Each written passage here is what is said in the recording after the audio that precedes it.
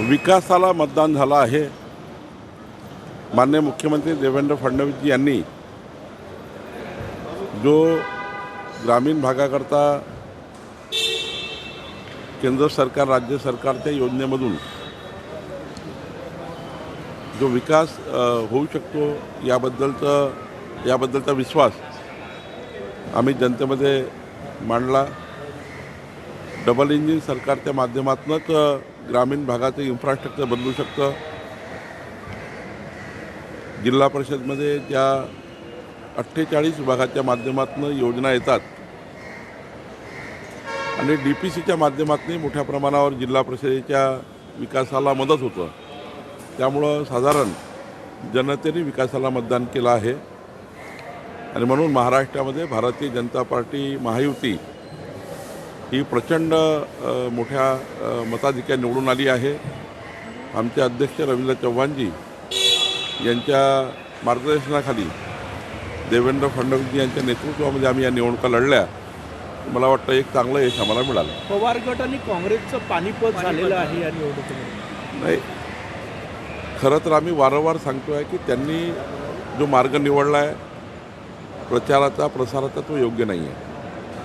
निगेटिव्हिटीच्या आधारावर मतं मागताय। कधी म्हणतात ते मशीन बंद झाली, कधी म्हणतात व्होट चोरी झाली। त्यामुळं जनतेच्या मनात एक राग आता महाविकास आघाडीबद्दल तयार झाला आहे। डेव्हलपमेंटवर जनता आता शिफ्ट झाली आहे। जो पक्ष जो सरकार डेव्हलपमेंट करेल त्यांच्या बाजूने आता मतदान होत आहे आणि त्यामुळं काँग्रेसने आणि महाविकास आघाडीच्या नेत्यांनी आत्मपरीक्षण केलं पाहिजे। जसं आम्ही निवडणूक जर पराभव झाला तर आत्मपरीक्षण करतो आणि कामाला लागतो। आमची संघटना आमची 1,51,00,000 सदस्यता असलेली भाजपा, 1 लक्षच्या वर सक्रिय सदस्य असलेले आमचे कार्यकर्ते हे ज्या पद्धतीने निवडणुकीला कामाला लागतात हा फॉर्म्युला मात्र काँग्रेसकडे नाही। काँग्रेसचा फॉर्म्युला केवळ निगेटिव्ह आणि टीका टिप्पणी करून मत मागण्याचा आहे।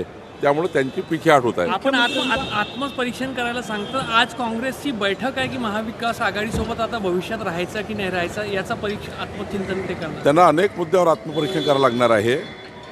शेवटी पराभूत झाल्यानंतर आत्मपरीक्षण करावं लागतं, त्यातनं काही शिकावं लागतं आणि मग पुढं जावं लागतं।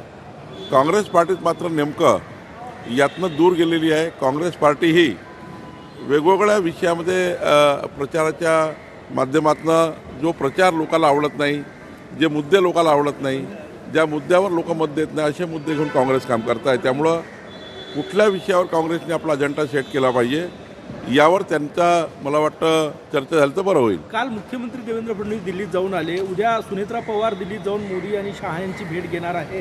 राष्ट्रवादी विलिनीकरणाची तर चर्चा होत नाही ना?